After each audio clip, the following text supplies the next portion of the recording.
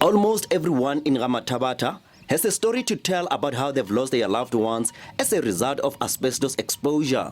The area was rich in asbestos, which stimulated economic and employment growth. This was before the dangers of asbestos were known and the subsequent ban on asbestos products in the late 1990s.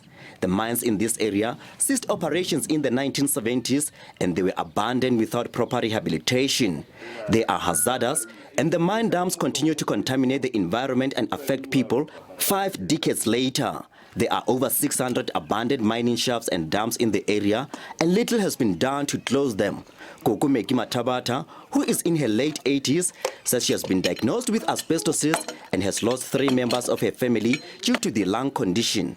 Asbestos affected my lungs and I am now coughing out green like sputum. I was compensated once, but now there is no one saying anything, although we were promised further compensation.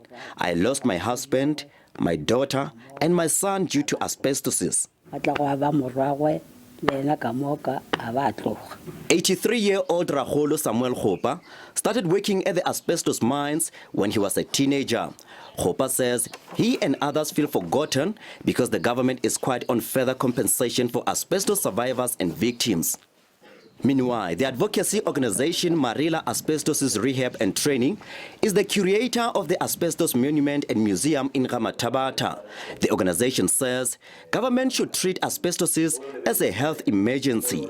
It's been doing research in various communities affected by asbestosis in Limpopo, Northern Cape and other provinces. It says the sand and water from rivers in these communities are also contaminated with asbestos.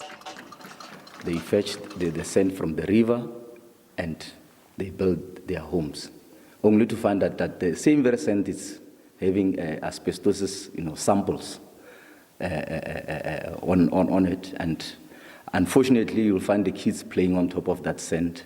Even the builders themselves, they are not even safe.